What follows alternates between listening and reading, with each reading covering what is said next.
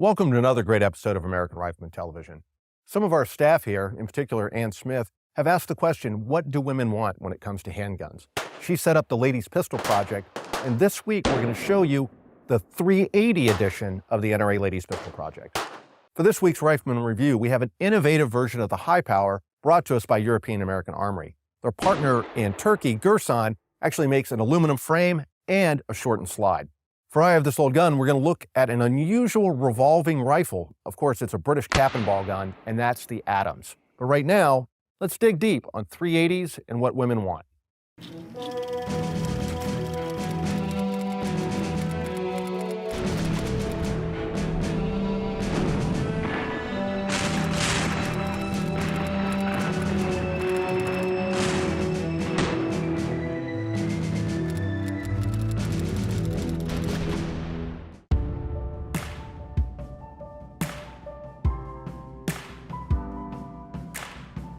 I believe that it's good for us to come together to basically give our opinion on how often that we're shooting and the new firearms that are out now.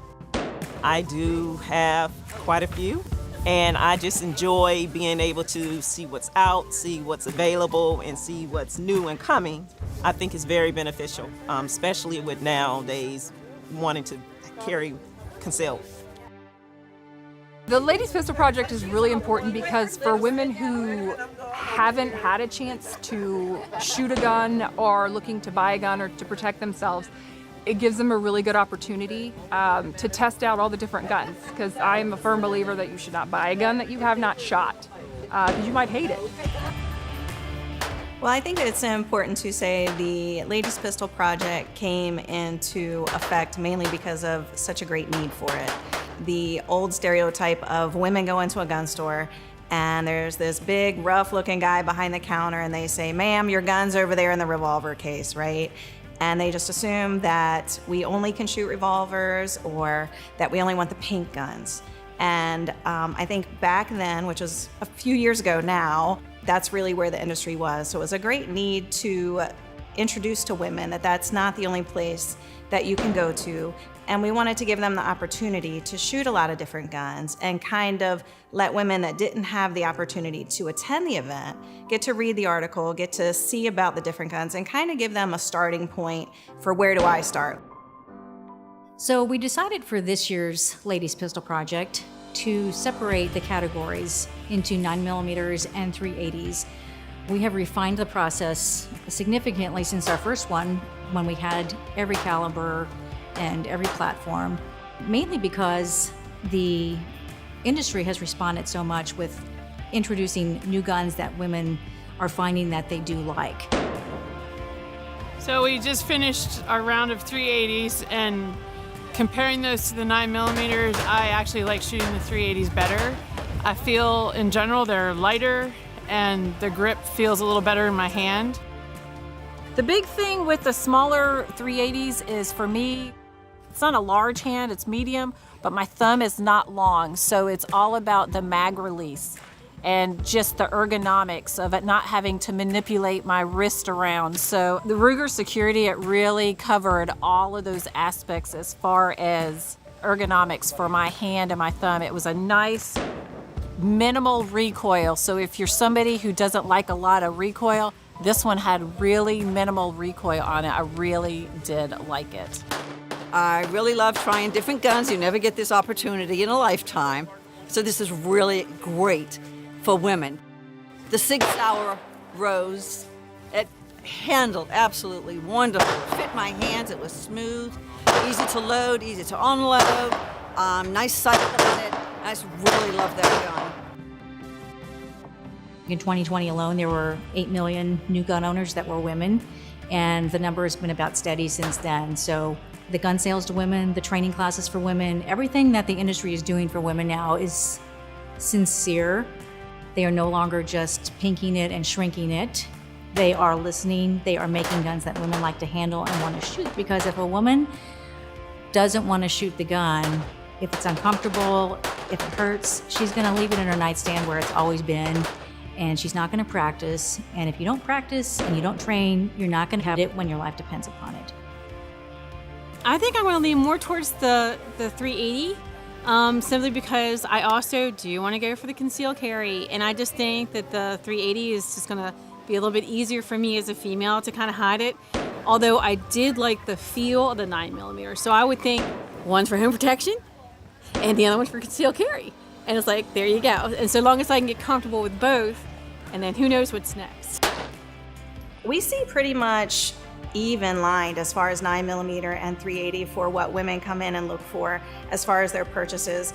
Oftentimes the 380 are a little bit smaller, so women like that as far as they can tuck it in a pocket or they can tuck it in a purse and they can conceal it a lot easier because women's bodies are a little bit harder to conceal a firearm, so a 380 fits that purpose a lot more often than a 9. Although there are a lot of smaller 9s out there, there's a little more in the 380s in that really small category, and a 380 has plenty of stopping power for self-defense.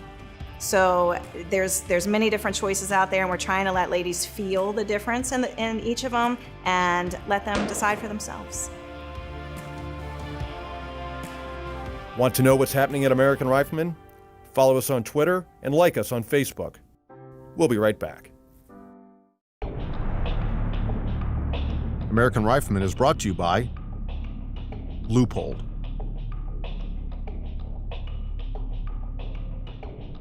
Remington Ammunition, Taurus,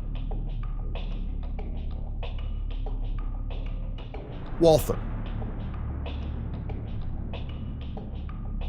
and Hornady.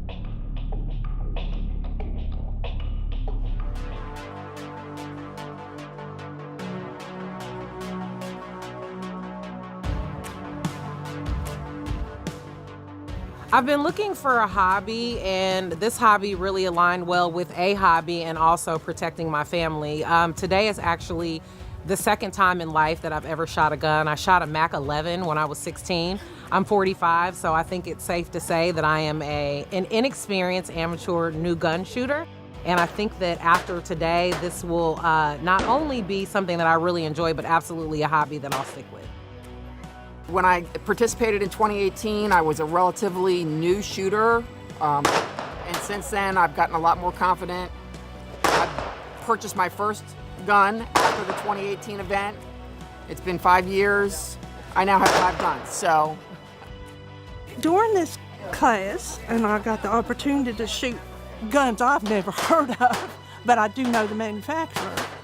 And I found out I had several strengths. I also found out I had a number of weaknesses. The Ladies Pistol Project actually began as a simple exercise in trying to find out an answer to a question that a lot of women and men, in hopes of helping their wives or their sisters or their daughters, what gun is good for women? So many people ask me that, and so many times I would say, I don't know, it depends. So after years of that happening, I thought, now's the time to put that question to rest. So it started out as a simple project at work, and it was a mishmash of various calibers and platforms, and it took an entire summer that first year of 2016 to complete this Ladies Pistol Project. But it was the same survey that we are still asking them to fill out today after each gun. They shoot the gun, they answer the questions, and by the end of all of their surveys, they know which gun they like the best. The answer is different for everybody. So the premise about which gun is good for women has the same answer. It depends. It all depends on what's right for you.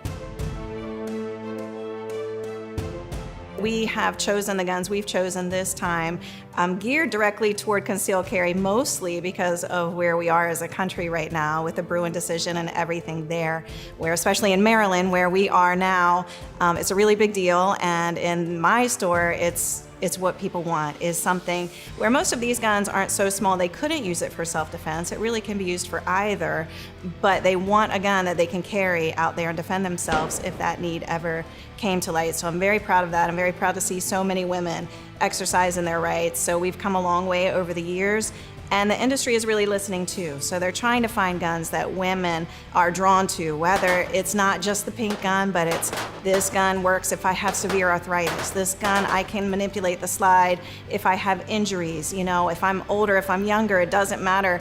In our projects, we have all ages. You know, we 21-year-olds all the way up to, I think we might have an 80-year-old if I'm not mistaken. But we have all age groups and all different walks of life. So, you know, anywhere from beginners that they actually just learned how to shoot last week with us, people that have been with me for years. So it really gets a broad spectrum for the results, and it makes it so that anybody, no matter what their age, no matter what their ailments, no matter what their experience, can learn something from this project. The camaraderie that you have here, the ability to shoot the different pistols that the NRA and Donna's shop, you know, puts out for us, it's unreal. And it's all done in one day, and you're going down the line shooting one gun after the next, and that's just an unheard of experience, whether you're a woman or a man. So it's been a lot of fun. Don't go anywhere, because when we come back, we're going to test the EAA Girsan high power, but aluminum and shortened.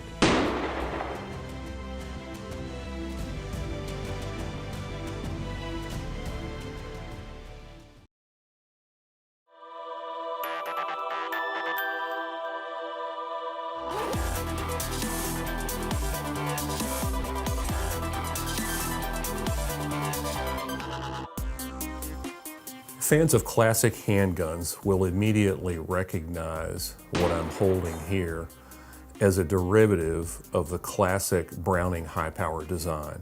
Now this is the EAA MCP 35 PI LW match. What it boils down to is that EAA, European American Armory of Cocoa, Florida, is importing from Turkey these Girsan-produced high-power clones. They use MCP 35 as the basic designation, but the family now consists of a series of guns, both full-size and compact. This particular version, of course, is a compact. The PI in this designation, back in the day, a licensed Browning manufacturer in Argentina called FM made what it called detective-size high powers. We're only talking about an inch different in barrel length and in upper assembly length, the slide and so on. Now this particular version also got two more letters, that is LW, which in this case means lightweight, and that stands for the fact that this gun has an aluminum alloy frame. And then finally the last designation is match. In this case, there is also a version of this model that has a Picatinny rail section on the dust cover of the frame. This one does not.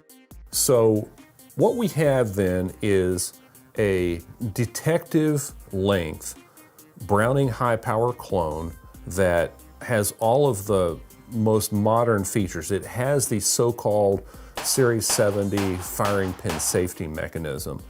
It also does not feature the magazine disconnect safety. So the gun will fire with no magazine in place with a round in the chamber. But really what this gun represents is it represents somewhat the holy grail for high power enthusiasts, in the sense that no one up to now has replicated the aluminum alloy frame, certainly in the commander or detective or PI, in this case, size, with the ability to mount a miniature red dot optic. We have also an extended beaver tail here that eliminates the hammer bite that was traditionally associated with high powers. We have a rowel style hammer which recesses down into that beaver tail as it comes back. And we have safety levers on both sides of the gun. So what's the aluminum frame actually gain you? In the case of the LW match, you're looking at an overall weight of 25.6 ounces. Now, it bears mentioning at this point that the magazine ships with a Italian-made Mekgar 15-round magazine. Now, with that in place, we have an overall weight of 25.6 ounces. Now, that is almost a quarter-pound less than a full-size all-steel gun. And with the ergonomic features, such as the toe here on the front strap and the extended beaver tail, if you're a high-power enthusiast and you've always wanted one for everyday carry, this is a great choice.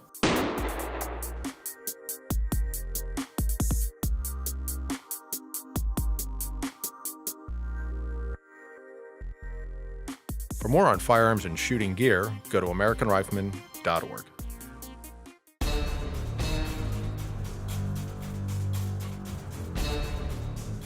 The Adams, or the Adams Beaumont, was really an innovative percussion handgun coming out of the British Isles. What a lot of people don't know is they actually made carbine versions of the Adams. When we talk about the Adams revolving rifle, we're talking about a pretty neat gun, English gun, that was made in the early 1850s and by Robert Adams, who also teamed up with Beaumont Adams and Dean to make firearms in the pre-Civil War era. Basically, they were trying to compete with Colt. Colt had a lock on the patents for the single-action revolver design, and Adams tried to get around that by having a double-action only design to his revolver. Like Colt did with his early Patterson revolvers, Adams decided, well, heck, if we can do it with a pistol, let's do it with a revolving rifle. One of the problems you have, however, with a revolving rifle is, with a pistol, you're holding it way out here, and when the guns go off, the caps and all the bits and pieces and the explosions and whatnot are kind of happening, you know, fairly far forward. With a rifle, it gets up close and personal. Plus, with the percussion-type revolvers, you have what was called chain fires, and where all the balls will go out at one time. With a rifle, if you've got your hand out in front of it, heck, that's not going to work because you're going to get a handful of bullets. So Adams was pretty smart. He realized, well, heck, this is not going to work. So he did two things, and there were major improvements over what Colt did. First of all, he had kind of a little hand rest, so when you fired the gun, you could keep your hand well behind the mouths of the chamber of the cylinder. Also, he put a shroud over the hammer, so that when you fired the gun, all the percussion caps and all the bits and pieces and all the nastiness that was going on in there is actually contained within this shroud, and it was not coming back on your face. Also, there's a very generous shield on the left side of the frame that also keeps bits and pieces coming back in your face. Unfortunately, again, like his pistol, it was double action only, so it wasn't real good for deliberate shooting.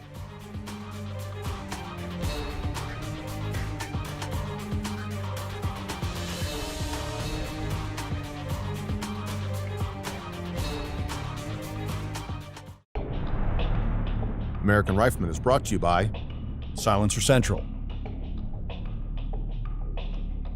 Smith & Wesson, Colt, Rossi, Crossbreed Holsters, and Winchester.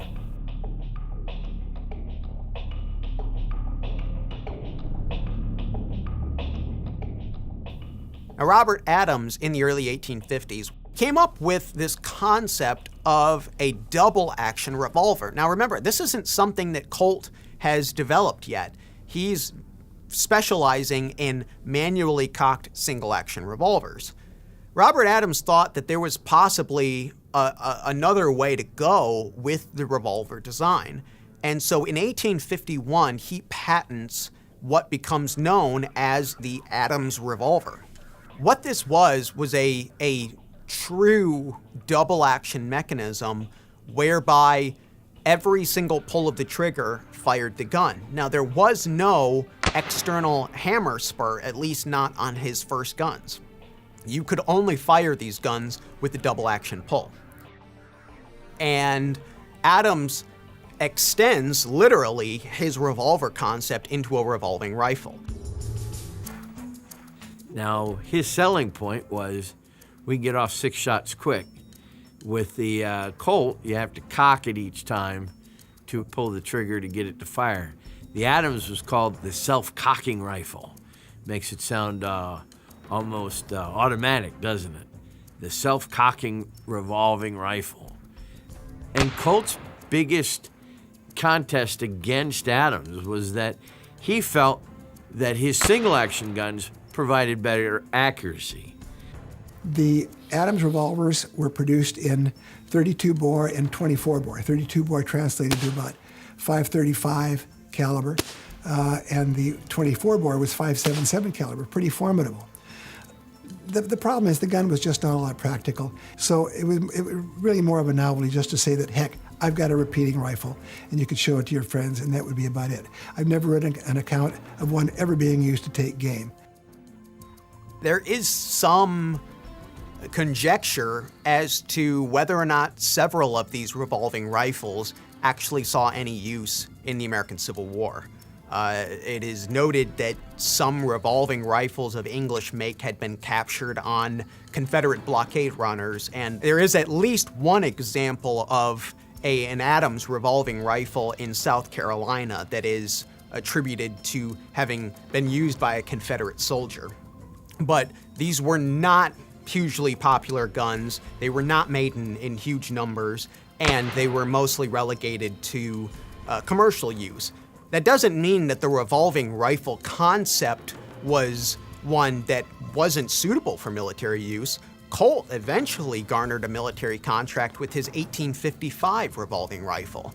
So there's certainly some merit to the design, but as the metallic cartridge started coming to the fore and as different breech loading designs started taking off, the revolving rifle, particularly the cap and ball variant that Robert Adams pioneered in 1851, really just kind of faded into the background as one of those unique offshoots in firearm design. While you sometimes see Adams revolvers, especially nice cased versions, you hardly ever see these revolving rifles. That's all the time that we have for this week. If you like this show and you're not an NRA member, you need to join right now. Go to AmericanRifleman.org. I'm Mark Keefe, and I'll see you next week right here on American Rifleman Television.